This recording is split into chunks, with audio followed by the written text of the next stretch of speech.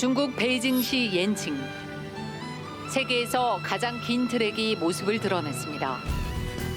썰매 종목을 위한 중국 최초 경기장입니다. 해발 1,500m인 이곳에는 알파인 스키 센터가 새롭게 들어섰습니다. 베이징시와 경계를 맞대고 있는 허베이성 장자커우에서는 스키 점프 등 설상 경기가 열립니다.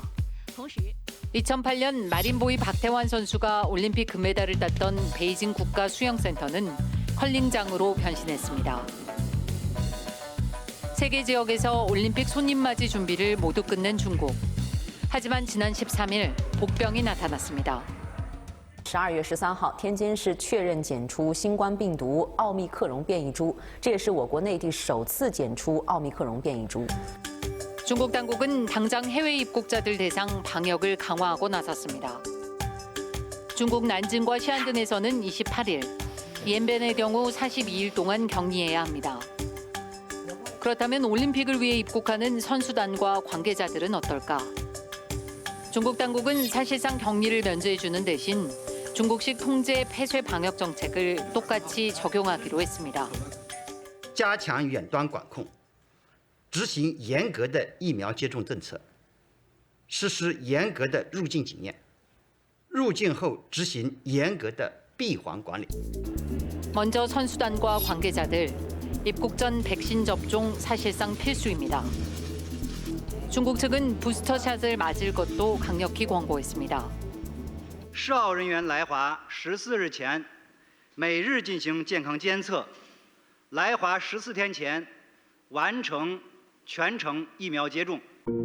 중국 입국은 베이징 직항 비행기를 타고만 가능합니다. 입국한 뒤에는 이곳 경기장을 중심으로 만들어질 폐회로 관리 시스템, 이른바 버블로 이동해 생활하게 됩니다. 세계 지역 버블 안에 있는 동안에는 매일 핵상 검사를 받아야 합니다. 선수들끼리 악수하거나 포옹하는 등의 신체 접촉도 피해야 합니다. 문제는 과연 이 같은 올림픽 방역 수칙이 제대로 지켜질 수 있을지 여부입니다. 지난 4월과 11월, 베이징에서 올림픽 예행 연습격으로 테스트 대회가 열렸습니다. 스태프 수백 명에게 반창고가 하나씩 전달됐습니다. 반창고로 보이지만 쌀알 크기의 칩이 들어간 웨어러블, 부착식 체온계입니다. 此外呢，我们还研发了基于开源芯片、边缘计算等技术的穿戴式医疗级的智能体温计。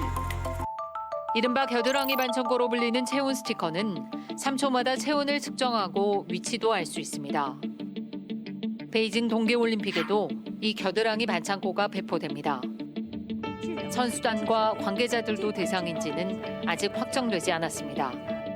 可以实时的监控每一位工作人员的体温的状态，如果一旦超过37.3这个标准值，就会自动报警。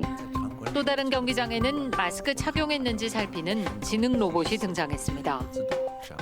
如果你没有戴上口罩，它就会自动上前进行语音提示。 샤오바이라는 이름의 방역 로봇은 마스크를 쓸 때까지 옆을 떠나지 않습니다. 5m 이내에 있는 사람은 모두 인식이 가능합니다.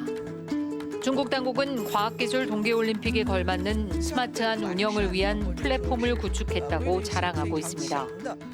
结合我们内场的感知网络和随身感知的终端，那么实现了全面呈现人员的像动态流线、聚集接触的情况和这个区域停留的时间。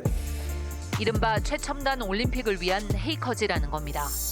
한자로는 흑기술인데 인류 역사상 볼 수 없었던 획기적인 기술을 뜻합니다. 방역 효과를 내세우며 5G, AI, 빅데이터, 블록체인 기술 등을 총동원하고 있습니다. 防疫手册中的相关防范措施都经过了严谨科学的评估，在保障安全、防范疫情发生扩散方面是行之有效的。 3년임을 앞두고 있는 시진핑 주석에게 베이징 동계올림픽 성공 개최는 국제적 자존심이 달린 문제입니다. 올림픽 성공 개최가 코로나19 방역과 직결된 상황에서 중국은 드러내놓고 헤이커지 방역을 추진하고 있습니다. 하지만 칩을 통해 전송되는 체온, 로봇이 스캔하는 얼굴, 실시간 노출되는 위치 등은 모두 개인정보에 해당합니다. 과학기술 올림픽 이면에 과도한 개인정보 침해가 있다는 우려가 커지는 이유입니다. 베이징에서 이랑입니다.